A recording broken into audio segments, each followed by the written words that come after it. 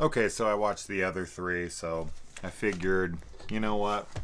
When am I going to get the opportunity to watch this movie any other time but right now, since I just watched the other three all right in a row and talked about them? They're all fresh in my mind, and was like, you know what, screw it. My kids were interested in watching this one as well, so I threw this one on. And I saw this in the theater, and then I found this for like a few bucks, maybe $3 or $4, something really, really cheap. So I was like, screw it, I'll pick it up for the collection, just so I have them all in case I want to go back and rewatch them all one day and do it on my channel or something. Here we are. So Poltergeist 2015, starring Sam Rockwell and Jared Harris. Holy shit, man. I forgot Jared Harris was in this movie. Jared Harris is fucking phenomenal, man. Just such a fantastic actor. If you haven't seen Chernobyl, you're doing yourself a disservice for sure. That's probably the best miniseries I've ever watched. So get on that. Anyway, so I definitely want to preface this in case you haven't watched my other reviews on this series. The first Poltergeist is not sacred to me. I don't really hold anything sacred, to be completely honest, but regardless, it's not a film I love. So this is a film that I go into completely unbiased and completely without expectation. I saw this in the theater and was very blah on it. I was one of the only people that was actually looking forward to this. Excuse me. And I went into it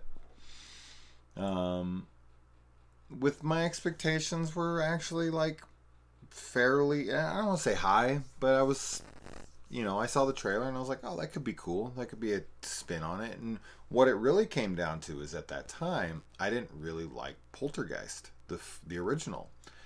And so I thought, oh, well, maybe they'll update it and they'll make me like it, for modern times. And they'll kind of make it into the film that I had maybe wished the original had been, maybe a little bit more adult, whatever. And I went into this and I was like, well, that was just kind of a bland retelling of the first one. So I was like, I didn't really care for the first one all that much, so this kind of sucks. And so with this one, having rewatched it now, I'm still very blah, kind of mediocre on it. And I think the question that you need to ask yourself with any remake, for me, this is the way I approach remakes. Okay, number one, if it was its own film, let's say the original Poltergeist never existed, is it a film that I would like? Not attaching it to any other film that I've ever seen in the world. Just as a film on its own, do I dig it? It's fine. It's just a very standard fare kind of film. So, next question would be, does it improve upon the original in ways, and does it take them in new, interesting directions? That answer is sort of. And what I mean by sort of is that I do like changes they made here for sure. There's things that I absolutely like better and make more sense. And now that might be sacrilege to somebody who's like, oh my god, Poltergeist is the greatest. This is the worst. This ever. Okay. So you're not going to admit if you see anything that you're like, oh, I kind of like that a little better than the way they did it in the original. Like, the original is untouchable, right? Old is gold, that kind of mentality. That's bullshit, all right? I don't care what fucking movie it is. They could remake John Carpenter's The Thing. And if they did something, I was like, wow, the whole rest of the movie could be shit. And then they do one thing where I was like, they do that different in the other movie. And I actually like this version better. I like this moment, this 5 seconds, this whatever. That's what's happening in this one. So, all right. Anyway, So this one starts with kind of a rehash of that shot of the TV, except for this one is more modern pixels, and it is on a little tablet. And we got Sam Rockwell here as the dad, and Sam Rockwell in this is Sam Rockwell, but kind of like just to a little bit lesser of a degree. Like, Sam Rockwell basically plays the same guy in every movie, let's be honest. But that said, there's definitely more enthusiasm he brings to certain roles versus other roles, and this one just feels very uninspired. It's just kind of like Sam Rockwell showing up to be Sam Rockwell. You know, it's not like, oh, I'm gonna jazz it up. I'm gonna really have fun with this one. You know, maybe like in something like, the Iron Man's or something, like where he's just super fun. But all right, so now they changed the name of the family, which I don't understand this. You're remaking the movie. You have a mom and dad, an older sister, a younger brother, and the youngest is a little girl. And you're moving into this house. There's bodies buried beneath. You know, you're redoing everything. So why are the names changed? I just don't understand this idea. Like, is it just to be like, well, this is a different family? Don't attach yourself to that other family. Of course we're going to attach ourselves. Of course that's Carol Ann. Of course that's Steven and Diane. And, like, you're not confusing us here by making it a different family name. It's the same fucking dude. When she turns around and she's like, they're... Now, her "they're here" is nowhere near. They didn't even attempt Heather O'Rourke's "they're here," which... I mean, I like that they did something different, I suppose. If she turned around and was like, they're here, just like, Heather O'Rourke did, no. I think everyone would have been like, oh, this is bullshit. So hers is more like, yo homies, they're here. I think it's really just kind of like, they're here. It's so bland and boring. Like, for me, I just changed the line, and they did before that. I think she said something like, she said something else right before, and I was like, oh, they changed the line. Okay, that's fine. But no, of course not. They had to go for it, and that's what I'm saying. Like, almost everything's the same. They go into the closet. The portal goes through the closet, down through the ceiling. They bring in the paranormal investigators. They bring in the Tangina. Everything's the same. So why change the fucking names of the family? I'll never understand this stuff. I'll just never understand it. Maybe they have the rights to it. I mean, it's not like they got the rights to the story and the name and everything, but then they were like, well, you can't use the same names. Maybe that is it. Maybe that's just as simple as that. But I doubt it. I like how the family feels like this house and this neighborhood is like some serious, like, degrading, like, this is like a huge downgrade for them. Like, she's telling her friend about it. And when you look around, dude, I'm sure a lot of you grew up poor like myself. This place is this is a huge step up from where a lot of us grew up. So I was laughing, like, this is a pretty nice home. The area, like the housing tract they live in, while, albeit boring, is super nice.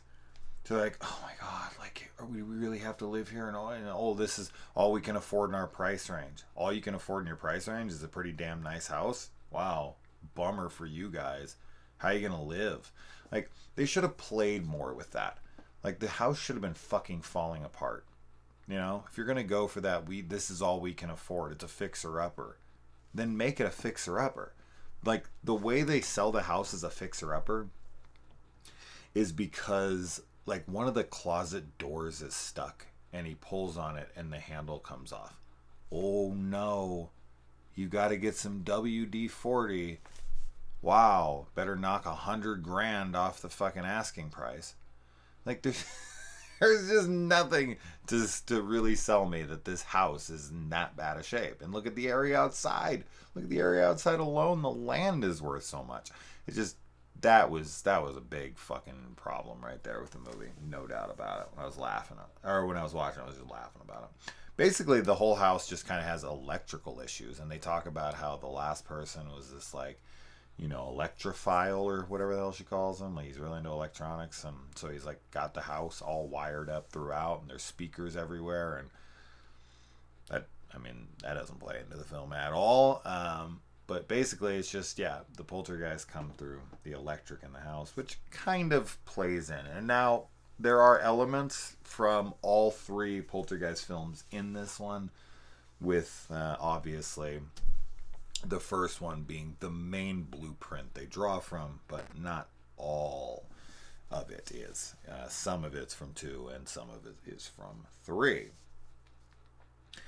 I love that when the parents go into the bedroom after the kids have went to bed, as they never do, they go in there and they just talk shit about their children. They're like, they're little fucking assholes and this and that. Dude, somebody who doesn't have kids would probably look at that like, wow, what shitty parents. Dude, okay, maybe like straight up mother of the year, father of the year would not do this. But dude, if you're a parent, you know what I'm talking about. You go in the room at night and you talk shit about your kids, just like coworkers, just like whatever. And you love, like, if you have a partner that you, especially if it's like the actual mother or father of the kid, and you go in there and you like crack some joke like, oh, little fucking assholes, and you just laugh. It's just that like that break of like, oh my god, you have no idea how bad. I just wanted to like throw them out of the car today. Like, and it's just funny. It's that stress reliever. So when I was watching this scene where they calling them assholes and this and that, I'm like, dude, oh my god, that's so realistic. That's so parenting 101 right there.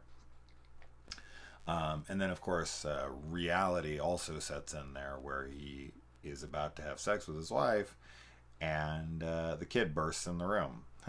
Welcome to why so many people split up. So, if your parents split up, it's probably your fault.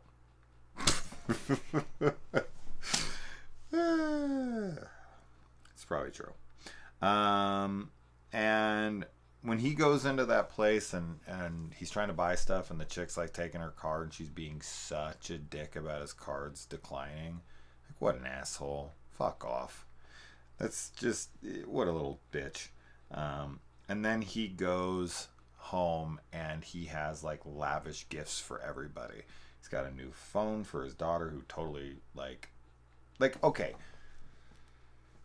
she's in trouble, so he rewards her. But that being said, when she comes down and is like, my phone's fried, the dad laughs at her. And she says like, dude, this isn't like a luxury. This is like, I need this. And I am 100% with her. A phone like that, I'm sure she had like an iPhone or something. Oh, my phone fried. And he just laughs like, huh. Like, oh, I guess that sucks. Oh, well, you're out. And she's like, well, I need a new one. And he's like, well, too bad, so sad. I just don't find the laughing at it realistic at all. I'd be like, wait, what? Your fucking phone broke? Oh my god, you know how much those things cost? And what happened? And they're just like, oh, nope, too bad, your phone broke. Dude, phones are expensive, especially nice ones like they have. And she gets like this iPhone in this, and he just goes, and what, he buy a brand new iPhone? They have no money, but he goes and drops $1,000. I know that's kind of like what it's going on there. She's like, what are you doing? We can't afford this. And he's like, well, no, like, and I get it. Like, he wants to feel normal again. He was laid off from his job at John Deere. He feels like a loser. He goes in, all of his credit cards are getting freaking declined. He feels pathetic. And so he wants to like feel like his old self. Now, is this responsible?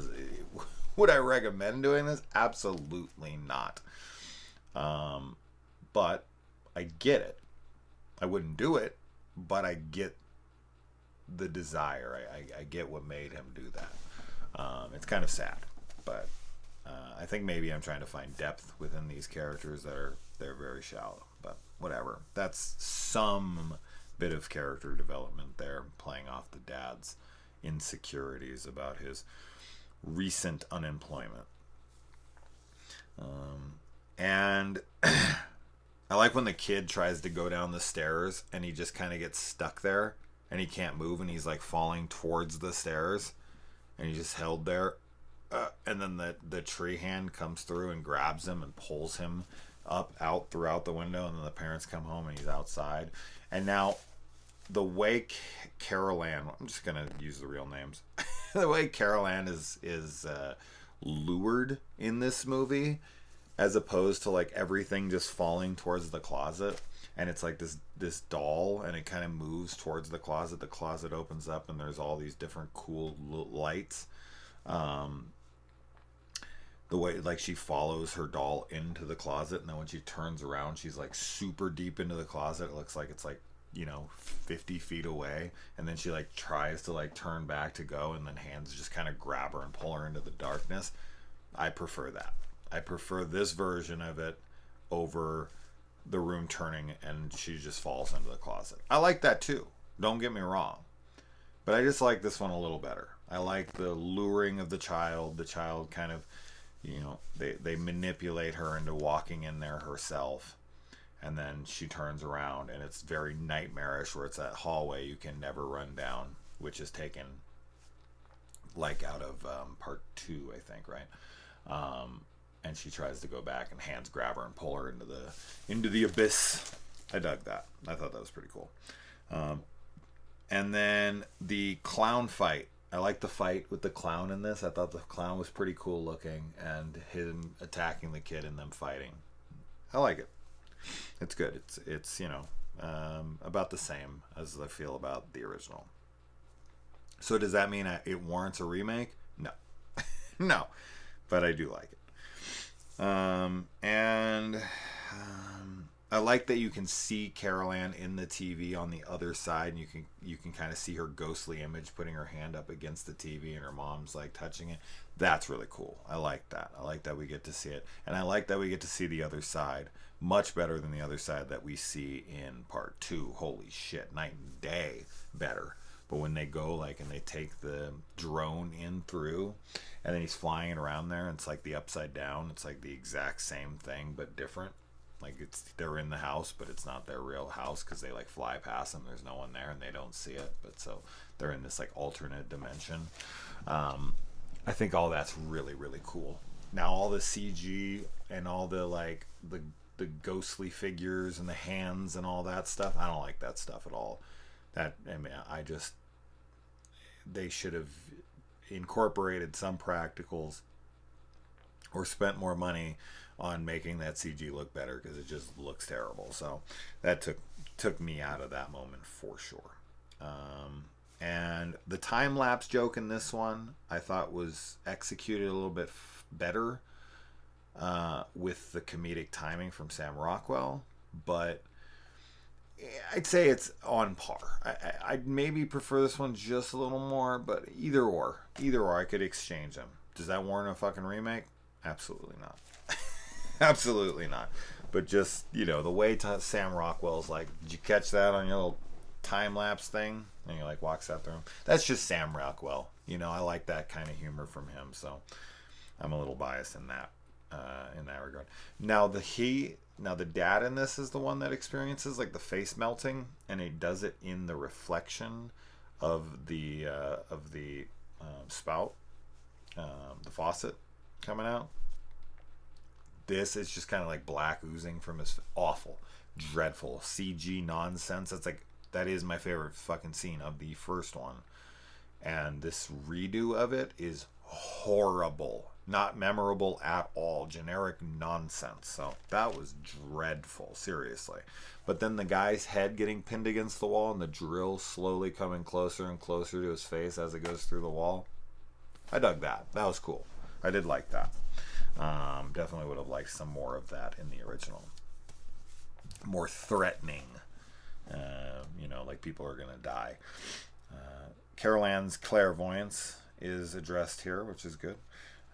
She's the lantern that's going to lead the way. They do prep the tub. We do see that in advance here. So they purposely prep the tub this time. I was talking about how last time it's like, really, they had a bath drawn. This time we see the bath drawn. So I like that that's actually shown. For some, that's nitpicky bullshit, but I still like to see it. I like that her brother is the one who goes in after her this time, and he's the one that pulls her out because he feels responsible and he's facing his fears because he's Mr. I'm afraid of everything. So he runs in there and he's like, no, I was supposed to be watching her. This is my fuck up. I'm going in. Now, do I believe the mom or the dad or both wouldn't have ran straight in there after him? Not in a fucking million years. The fact that they just go, no, and then he runs in and then they're like, what do we do? 100% one or if not both of them would have ran in after him. That is so beyond belief that it's hard to even watch. It's like, dude, get the fuck out of here. As much as they are freaking out about one kid being in there, and they were just about to go in there after one, you don't think one of them or both of them would go in there after two of them? You bet your fucking ass they would. Oh, they're just going to leave it up. And the mom doesn't need to be. Their dad's the one that's going to be holding the line anyways. Hold the line! I don't know. That was really, really dumb. But I do like that the brother feels terrible. He feels responsible. And he goes in. And so then as soon as they get the kid back, this is where the film surpasses the original 10 times, 1,000 times over, in my opinion.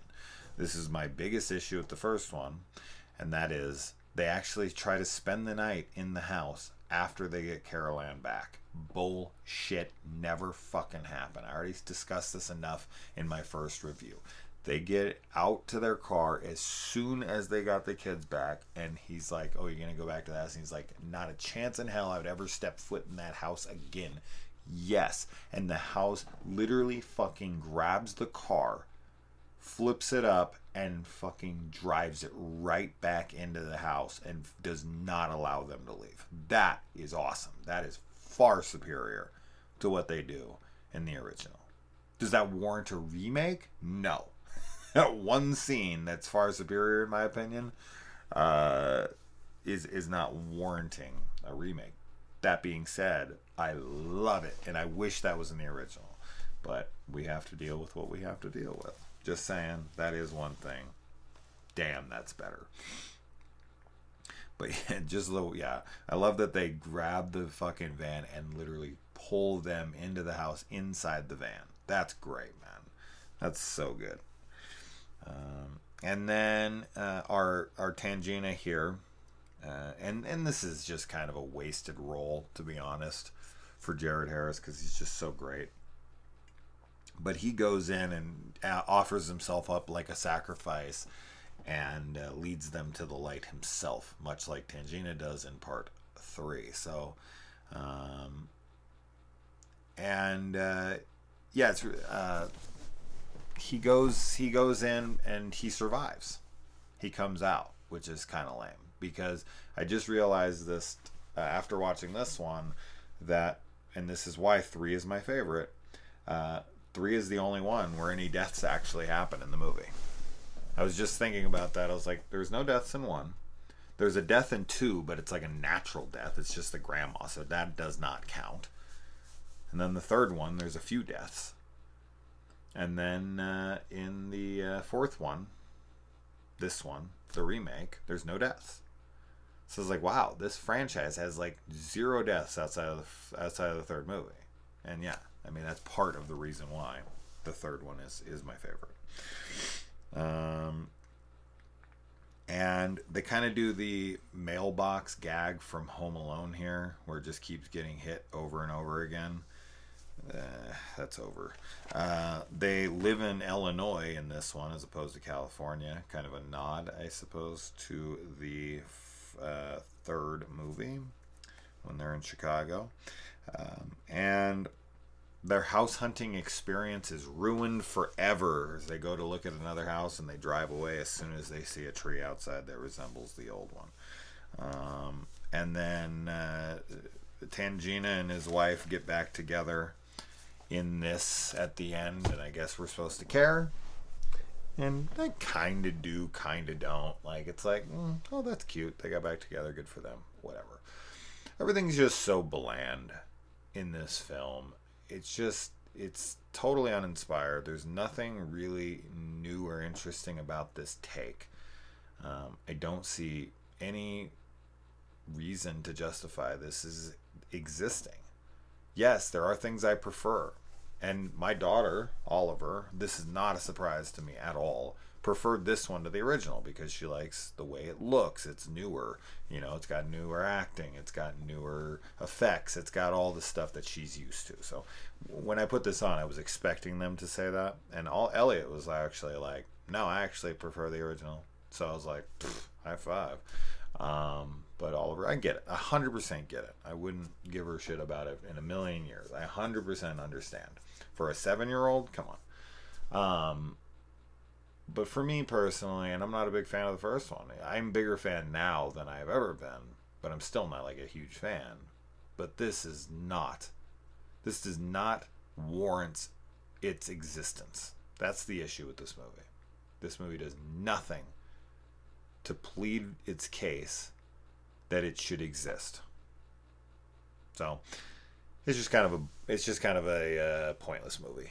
But I do prefer some things in it. So take that, I guess. Anyway, did I put in? I don't really care. All right, adios.